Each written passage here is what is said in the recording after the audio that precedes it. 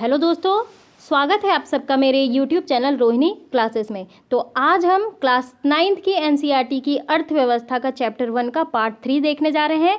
तो इसके पहले दो पार्ट हमने देखा है और उसमें हमने देखा है उत्पादन के संगठन, है ना। पालमपुर में खेती कैसे होती है। देखिए, आप सभी को पता है कि भूमि जो है वो स्थिर होती है ना। और क्या देखा हमने ये देखा कि क्या भूमि धारण कर सकती है, ठीक है। और हमने देखा कि पालमपुर में किसानों में जो है भूमि किस प्रकार वितरित होती है, ठीक है। इसमें डेटा भी हमने देखा है। और हमने क्या देखा है, हमने देखा है खेतों के लिए आवश्यक पूंजी, है ना। और आज हम बात करेंगे अधिशेष कृषि उत्पादों की बिक्री। तो इसको हम समझने का प्रयास करेंगे, ठीक है। तो चलिए बिना किसी देरी के स्टार्ट करते हैं।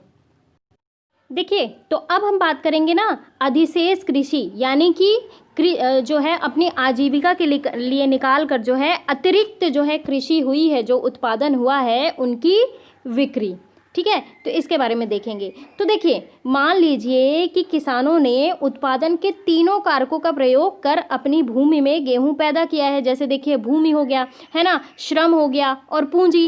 इन तीनों चीज़ों का प्रयोग करके भूमि में गेहूं पैदा किया है, ठीक है। फिर गेहूं की कटाई की जाती है और उत्पादन जो है वो पूर्ण हो जाता है। फिर क्या करते हैं किसान गेहूं का क्या करते हैं, तो वे जो है परिवार के उपभोग के लिए ना कुछ गेहूं रख लेते हैं और अधिशेष गेहूं यानी कि अतिरिक्त गेहूं जो है वो बेच देते हैं। तो सविता और गोविंद के बेटों जैसे छोटे किसान के पास बहुत कम अधिशेष गेहूं होता है, क्योंकि उनका कुल उत्पादन बहुत कम होता है और इसमें से ना एक बड़ा भाग वे परिवार की आवश्यकताओं के लिए रख लेते हैं। और इसलिए मझोले और बड़े किसान जो है ही बाजार में गेहूं की पूर्ति करते हैं, ठीक है। आप जो है गेहूं से लदी बाजार लाती बैलगाड़ी देख सकते हैं। मैं आपको फिगर में दिखा दूं तो देखिए, इस चित्र में आप जो है देख पा रहे होंगे कि बैलगाड़ी के माध्यम से या फिर कह लीजिए कि ट्रैक्टर के माध्यम से अनाज को जो है बाजारों में ले जाया जा रहा है, मंडी में, है ना, बिक्री के लिए। तो देखिए, बाजार में व्यापारी जो है गेहूं खरीद कर ना उसे आगे कस्बे और जो है शहरों के दुकानदारों को बेच देते हैं। अब देखिए, एक बड़े किसान तेजपाल सिंह को अपनी समस्त भूमि से 350 क्विंटल अधिशेष गेहूं प्राप्त हुआ, यानी कि उनके परिवार के उपभोग को हटा के 350 क्विंटल जो है अधिशेष गेहूं उन्हें प्राप्त हुआ। और अपने अतिरिक्त गेहूं को ना वे जो है रायगंज के बाजार में बेच देता है और अच्छी कमाई करता है। तो तेजपाल सिंह इस कमाई का क्या करता है, पिछले वर्ष तेजपाल सिंह ने अधिकांश पैसे बैंक में अपने खाते में जमा कर दिया था। देखिए, ये हम बात कर रहे हैं तेजपाल की, लेकिन प्रोसीडिंग देखिए कि जो बड़े जो जमींदार होते हैं, ठीक है, जिनके पास ज़मीनें ज़्यादा होती हैं, तो वो किस तरह जो है अधिशेष बेचे गए गेहूं का किस प्रकार इस्तेमाल करते हैं, ये चीज़ें हम देख रहे हैं, है ना। तो अधिकांश पैसे बैंक में अपने खाते में जमा कर दिया और बाद में ना उसने इस पैसे का उपयोग सविता जैसे किसानों को कर्ज देने में किया, जिन्हें जो है कर्ज की आवश्यकता थी। और उसने बचत का उपयोग अगले मौसम की खेती के लिए कार्यशील पूंजी की व्यवस्था करने में भी किया। अब इस वर्ष तेजपाल सिंह बचत के पैसों से एक और ट्रैक्टर खरीदने की योजना बना रहा है। दूसरे ट्रैक्टर से उसकी स्थिर पूंजी में वृद्धि हो जाएगी। स्थिर पूंजी यानी कि भूमि, ठीक है, उससे जो है भूमि में वृद्धि हो जाएगी, भूमि खरीद लेगा, ठीक है। तो तेजपाल सिंह जो है कि भांति दूसरे बड़े और मझोले किसान भी ना खेती के अधिशेष कृषि उत्पादों को बेचते हैं और कमाई के एक भाग को अगले मौसम के लिए पूंजी की व्यवस्था के लिए बचाकर रख दिया जाता है। और इस तरह वे अपनी खेती के लिए पूंजी की व्यवस्था अपनी ही बचतों से कर लेते हैं। और कुछ किसान बचत का उपयोग पशु, ट्रक आदि खरीदने या फिर कह लीजिए कि दुकान खोलने में भी करते हैं, जैसा कि हम देखेंगे। इन सब को गैर कृषि कार्यों की पूंजी कहा जाता है, ध्यान रखेंगे।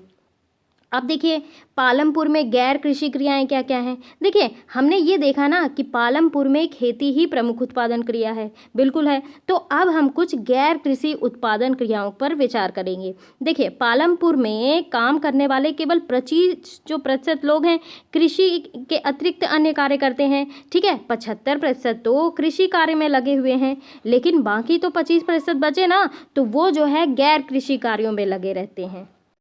तो सबसे पहला कार्य है डेयरी, यानी कि दुग्ध वाला कार्य जो है अन्य प्रचलित क्रिया है ये। ठीक है, तो पालमपुर के कई परिवारों में डेयरी एक प्रचलित क्रिया है। लोग अपनी भैंसों को कई तरीके की घास और बरसात के मौसम में उगने वाली ज्वार बाजरा चरी खिलाते हैं और दूध को जो है निकट के बड़े गांव यानी कि रायगंज में बेचा जाता है। और शाहपुर शहर के 2 व्यापारियों ने रायगंज में दूध संग्रहण और शीतलन यानी कि दूध जो है इकट्ठा करने और उसको ठंडा करके जो है स्टोर करने के लिए केंद्र खोला हुआ है, जहां से दूध जो है वो दूर दराज के शहरों और कस्बों में भेजा जाता है। पहला हमने देख लिया डेयरी उद्योग। दूसरा है पालमपुर में लघु स्तरीय विनिर्माण का एक उदाहरण।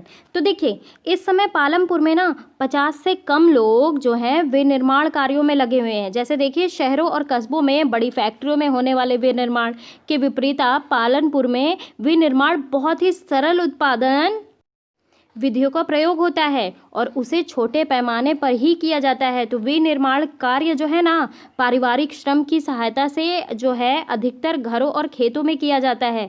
श्रमिकों को कभी कभार ही किराए पर लिया जाता है। ठीक है, तीसरा है पालमपुर के दुकानदार। ठीक है, पालमपुर में ज़्यादा लोग व्यापार यानी कि वस्तु विनिमय नहीं करते। पालमपुर के व्यापारी वे दुकानदार हैं जो शहरों के थोक बाजारों से कई प्रकार के वस्तुएं खरीदते हैं और उन्हें गांवों में लाकर बेचते हैं। आप देखेंगे कि गांव के छोटे जनरल स्टोरों में ना चावल, गेहूं, चाय, तेल, बिस्किट, साबुन, टूथपेस्ट, बैटरी, मोमबत्तियाँ, कॉपियाँ, पेन, पेंसिल, यहाँ तक कि जो है कुछ कपड़े भी बिकते हैं। ठीक है, तो कुछ परिवारों ने जिनके घर बस स्टैंड के निकट है अपने घर के एक भाग में छोटी दुकान खोल ली है। वे खाने की चीजें बेचते हैं। चौथा कार्य है गैर कृषि कार्य परिवहन। देखिए, तेजी से विकसित होता एक क्षेत्र। तो पालमपुर और रायगंज के बीच सड़क पर कई प्रकार के वाहन चलते हैं। रिक्शे वाले, टांगे वाले, जीप, ट्रैक्टर, ट्रक ड्राइवर और परंपरागत बैलगाड़ी और दूसरी गाड़ियां चलाने वाले लोग, है ना, ये वो लोग हैं जो परिवहन की सेवाओं में शामिल हैं और वे लोगों और वस्तुओं को एक जगह से दूसरी जगह पहुंचाते हैं और इसके बदले में उन्हें पैसे मिलते हैं। और गत कई वर्षों में ना परिवहन से जुड़े लोगों की संख्या में बहुत बढ़ोतरी हुई है। देखिए, गांव में जो है ना खेती मुख्य उत्पादन क्रिया है। गांव में समझ लीजिए कि 95% लोग जो है गांव में निवास जो करते हैं उनकी खेती जो है मुख्य उत्पादन क्रिया है।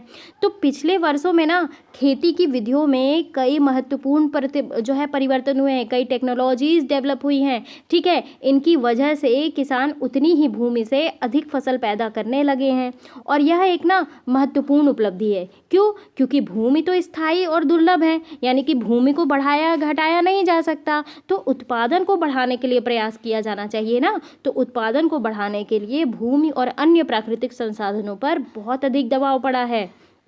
तो खेती की नई विधियों में ना कम भूमि परंतु अधिक पूंजी की ज़रूरत पड़ती है। तो मझोले और बड़े किसान अपने उत्पादन से हुई बचत से अगले मौसम के लिए पूंजी की व्यवस्था कर लेते हैं। अब दूसरी ओर बात करें छोटे किसानों की, तो छोटे किसान जो भारत में किसानों की कुल संख्या के 80% भाग है, तो पूंजी की व्यवस्था करना उनके लिए बहुत कठिन है। तो उनके भूखंड का आकार छोटा होने के कारण उनका उत्पादन भी पर्याप्त नहीं होता। अब अतिरिक्त साधनों की कमी के कारण वे अपनी बचत से पूंजी नहीं निकाल पाते, अतः उन्हें क्या लेना पड़ता है? कर्ज लेना पड़ता है। और कर्ज के अतिरिक्त कई छोटे किसानों को ना अपने व अपने परिवार के भरण पोषण के लिए खेतीहर मजदूर के रूप में जो है अतिरिक्त काम करना पड़ता है, यानी कि दूसरे के खेतों में कार्य करना पड़ता है। तो श्रम पूंजी उत्पादन के अन्य कारकों की तुलना में ना सबसे अधिक प्रचुर है। ठीक है, अतः जो ये नई विधियों है ना, नई विधियों में श्रम का अधिक प्रयोग करना आदर्श होता है। देखिए, दुर्भाग्यवश ऐसा नहीं है। खेती में श्रमिकों का उपयोग सीमित है। तो अवसरों की तलाश में ना श्रमिक जो है आस पड़ोस के गांवों, शहरों, कस्बों में जा रहे हैं और कुछ श्रमिक ने गांव में ही गैर कृषि जो है कार्य करना प्रारंभ कर दिया। अभी हमने देखा कि डेयरी हो गया, विनिर्माण हो गया, है ना, दुकानें रख रहे हैं, परिवहन के साधन चला रहे हैं। तो इस समय गाँव में गैर कृषि क्षेत्र बहुत बड़ा नहीं है। भारत में ग्रामीण क्षेत्र के 100 कामगारों में से केवल 24 ही गैर कृषि कार्यों में लगे हुए हैं। यद्यपि गांव में अनेक प्रकार के गैर कृषि कार्य होते हैं। तो हमने केवल कुछ ही उदाहरण देखे हैं। तो प्रत्येक कार्य में नियुक्त लोगों की संख्या बहुत ही कम है। अब हम ये चाहेंगे कि भविष्य में गांव में गैर कृषि उत्पादन कार्यों में भी वृद्धि हो और खेती के विपरीत गैर कृषि कार्यों में कम भूमि की आवश्यकता होती है। लोग कम पूंजी से भी गैर कृषि कार्य करना प्रारंभ कर सकते हैं। तो इस पूंजी को प्राप्त कैसे किया जाता है? या तो अपनी ही बचत का प्रयोग किया जा सकता है या फिर कर्ज लिया जा सकता है। तो देखिए, आवश्यकता है कि कर्ज की ब्याज की दर जो है ना वो कम दर पर उपलब्ध हो, ताकि बिना बचत वाले लोग भी गैर कृषि कार्य शुरू कर सकें। अब देखिए, ब्याज की दर जब ऊंची होगी तो वो लोग तो अपना कर्ज ही कभी नहीं चुका पाएंगे, तो गैर कृषि कार्य कैसे करेंगे? तो गैर कृषि कार्य के प्रसार के लिए ना ये भी आवश्यक है कि ऐसे बाजार हों जहाँ वस्तुओं और सेवाएं बेची जा सकें। और पालमपुर में हमने देखा कि आस पड़ोस के गाँवों, कस्बों, शहरों में दूध, गुड़, गेहूँ आदि उपलब्ध हैं। और जैसे जैसे गाँव, कस्बों, शहरों में अच्छी सड़कों, परिवहन और टेलीफोन जुड़ेंगे तो भविष्य में गांवों में गैर कृषि उत्पादन क्रियाओं के अवसर भी बढ़ेंगे। तो देखिए, अब हम ना इस चैप्टर के क्वेश्चंस को देखेंगे। खेती की आधुनिक विधियों के लिए ऐसे अधिक आगतों की आवश्यकता होती है जिन्हें उद्योगों में विनिर्मित किया जाता है। क्या आप सहमत हैं? तो देखिए, बिल्कुल सहमत हैं। आधुनिक कृषि तरीकों को ना कारखानों में निर्मित अधिक संसाधन चाहिए। अब देखिए, HYV के बारे में पढ़ा है। तो HYV बीजों को ना अधिक पानी चाहिए और इसके साथ ही बेहतर नतीजों के लिए रासायनिक खाद भी चाहिए, कीटनाशक भी चाहिए। तो किसान जो है सिंचाई के लिए नलकूप लगाते हैं, ट्रैक्टर और जो है गीज़र यानी कि भैंसर जैसी मशीनों का भी प्रयोग किया जाता है। तो HYV बीजों की सहायता से ना गेहूं की पैदावार जो है 1300 kg प्रति हेक्टेयर से बढ़कर ना 3200 किलोग्राम प्रति हेक्टेयर तक हो गई। और अब किसानों के पास जो है बाजार में बेचने के लिए अधिक मात्रा में जो है अधिशेष गेहूं है। अगला क्वेश्चन है, पालमपुर में बिजली के प्रसार ने किसानों की किस तरह मदद की? तो देखिए, बहुत हेल्पफुल है। बिजली अगर गांव में पहुंच जाती है, सबसे पहला हेल्पफुल ये है कि इसने जो है ना पालमपुर के किसानों को अपने खेत में सिंचाई के बेहतर तरीके करने में जो है सहायता प्रदान की है। अब देखिए, इसके पहले वे रहट द्वारा जो है सिंचाई करते थे, जो अधिक प्रभावशाली तरीका नहीं था। लेकिन अब क्या करते हैं, वे बिजली की सहायता से अधिक बड़े क्षेत्र को कम समय में जो है अधिक प्रभावशाली तरीके से सींच सकते हैं। ठीक है, जनरेटर के थ्रू पानी जो है सीधे खेतों में पहुंच जाता है। दूसरा फ़ायदा ये है कि बिजली से ना सिंचाई प्रणाली में सुधार के कारण किसान जो है पूरे वर्ष के दौरान विभिन्न फसलें उगा सकता है। और तीसरा फ़ायदा ये है कि उन्हें मानसून के ऊपर डिपेंडेंट नहीं रहना पड़ता है। ठीक है, चौथा फ़ायदा ये है कि बिजली के प्रयोग के कारण ना पालमपुर के किसानों को बहुत से हाथ के कामों और चिंताओं से मुक्ति मिल गई है। ठीक है, अगला क्वेश्चन है, क्या सिंचित क्षेत्र को बढ़ाना महत्वपूर्ण है और क्यों? देखिए, सिंचित क्षेत्र को तो बढ़ाना महत्वपूर्ण है। कैसे, क्यों? क्योंकि भारत में मानसून की बरसात अनिश्चितकालीन है। ठीक है, भ्रमणशील है। जैसे कि आप सभी को पता है कि हमारे यहाँ दक्षिण पश्चिम मानसून से जो है वर्षा होती है। तो कृषि के अंतर्गत आने वाली भूमि ना किसानों के लिए पर्याप्त नहीं है। और यदि किसानों को सिंचित भूमि खेती के लिए उपलब्ध हो जाती है तो वो थोड़ी जो है ज़मीन पर अधिक उत्पादन कर सकते हैं। अगला क्वेश्चन है, पालमपुर के 450 परिवारों में भूमि के वितरण की एक सारणी बनाइए। देखिए, भूमिहीन परिवार जो है, भूमिहीन परिवार, ये खैर आपको करना चाहिए, चलिए कोई बात नहीं। 150, ठीक है। 2 हेक्टेयर से कम भूमि वाले 180, ठीक है। 2 हेक्टेयर से अधिक भूमि वाले 95 और 10 हेक्टेयर से अधिक भूमि वाले 25। कुल मिला के हो गए 450 ना, तो ऐसे होगा। ठीक है, अगला क्वेश्चन है, पालमपुर में खेतीहर श्रमिकों की मजदूरी न्यूनतम मजदूरी से कम क्यों है? तो देखिए, पालमपुर में ना खेतिहर मजदूरों में काम करने के लिए परस्पर प्रतिस्पर्धा है। अब ये जान लीजिए कि पालमपुर में खेतिहर मजदूरों की संख्या बहुत ज़्यादा है। तो क्या करते हैं ना कि वो लोग कम पैसे में भी जो है कार्य करने के लिए तैयार हो जाते हैं। अब जैसे देखिए, अगर आप मान लीजिए, आपको मैं उदाहरण के माध्यम से समझाने का प्रयास करूँ कि आप सब्जी लेने जाते हैं तो लाइन से 4-5 सब्जी वाले रहते हैं। तो आप एक जगह अगर आलू लेंगे तो वही आलू आपको 20 रुपये का मिलेगा, ठीक है। और बगल वाला बोलेगा कि मैडम आइए हम 15 रुपये किलो देंगे, ठीक है। उसके भी बगल वाला आके बोलेगा कि हम जो है आपको हम 13 रुपये किलो ही आलू दे देंगे। तो आप किसके पास जाओगे? 13 रुपये किलो वाले आलू के पास जाओगे। तो इसलिए इसी प्रकार मजदूरों में भी, यानी कि खेतिहर मजदूरों में भी इसी प्रकार की प्रतिस्पर्धा है और इसलिए लोग जो है ना कम दरों पर मजदूरी के लिए तैयार हो जाते हैं। अगला क्वेश्चन है, अपने क्षेत्र में 2 श्रमिकों से बात कीजिए। खेतों में काम करने वाले विनिर्माण कार्य में लगे मजदूरों में से किसी को चुनें। उन्हें कितनी मजदूरी मिलती है? क्या उन्हें नकद पैसा मिलता है या वस्तु के रूप में? क्या उन्हें नियमित रूप से काम मिलता है या नहीं? क्या वे कर्ज में हैं? तो देखिए, हमारे क्षेत्र में ना एक है रामदयाल और एक है फूलनमती, ठीक है। तो ये जो है 2 खेतिहर मजदूर हैं जो ना एक निर्माण स्थल में कार्य करते हैं और वो मजदूरी के रूप में 70 से 80 रुपये उन्हें मिल जाता है। तो हाँ, वे मजदूरी नकद मिलती है उन्हें और उनमें से जो ना अधिकतर को नियमित रूप से काम नहीं मिलता, क्योंकि बहुत से लोग कम दरों में काम करने के लिए राजी हो जाते हैं क्योंकि उन्हें कम मजदूरी मिलती है, इसलिए वे कर्ज में डूब जाते हैं, है ना। और कम मजदूरी के कारण वे बड़ी कठिनाई से जो है परिवार का भरण पोषण कर पाते हैं। अगला क्वेश्चन है, एक ही भूमि पर उत्पादन बढ़ाने के अलग अलग कौन से तरीके हैं? समझाने के लिए उदाहरणों का प्रयोग कीजिए। देखिए, उत्पादन बढ़ाने का सबसे पहला और जो है फेमस तरीका है बहुविध फसल प्रणाली, जिसके बारे में हम देख चुके हैं। तो भूमि के एक ही टुकड़े पर एक वर्ष में कई फसलें उगाना, ये क्या कहलाता है? बहुविध फसल प्रणाली। तो इस भूभाग पर ना कृषि उत्पादन बढ़ाने का यह सबसे प्रचलित तरीका है। तो पालमपुर के सभी किसान कम से कम 2 फसल उगाते थे। तो पिछले 15 से 20 वर्षों के तक ना कई लोग जो है तीसरी फसल के रूप में आलू उगाते हैं। तो आधुनिक कृषि के तरीकों में जैसे देखिए, पंजाब, हरियाणा, पश्चिमी उत्तर प्रदेश के किसान ना आधुनिक कृषि तरीकों को अपनाने वाले भारत के पहले किसान हैं। ये चीज़ ध्यान रखेंगे। अगला क्वेश्चन है, 1 हेक्टेयर भूमि के मालिक किसान के कार्य का ब्यौरा दीजिए।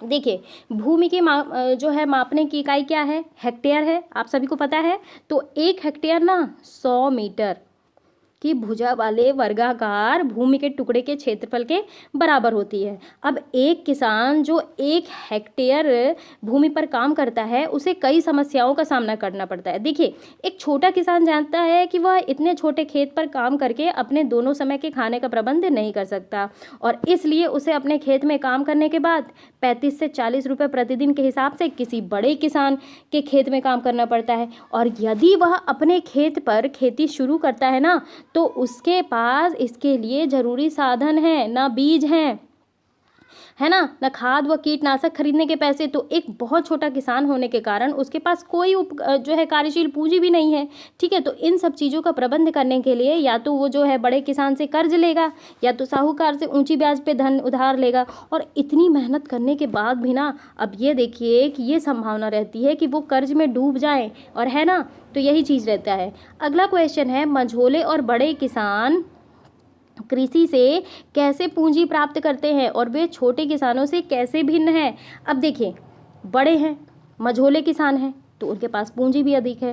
पूंजी अधिक है तो वो अपनी धन की आवश्यकता जो है आधुनिक कृषि तरीकों में करेंगे, ठीक है। और मझोले और बड़े किसान अपनी कुछ बचत भी करते हैं और इस प्रकार वे जरूरी पूंजी का प्रबंध कर लेते हैं। और दूसरी ओर देखिए, अधिकतर छोटे किसान क्या करते हैं? पूंजी का प्रबंध करने के लिए बड़े किसानों से कर्ज लेते हैं और फिर जब उनका उत्पादन होता है तो जो है ऊंची ब्याज दर होती है, तो एक बार में तो वो लौटा नहीं पाते, तो वो कर्ज में डूब जाते हैं, है ना। अगला क्वेश्चन है, सविता को किन शर्तों पर तेजपाल सिंह से ऋण मिला है? क्या ब्याज की कम दर पर बैंक से कर्ज मिलने पर सविता की स्थिति अलग होती? तो देखिए, तेजपाल सिंह ने सविता को 24% ब्याज पर 4 महीने के लिए जो है पैसा देना स्वीकार किया है, जो कि बहुत अधिक ब्याज दर है, ठीक है। तो सविता एक कृषि मजदूर के रूप में कटाई के समय 35 रुपये प्रतिदिन में की दर से जो है खेतों में काम करने के लिए भी सहमत हो गई।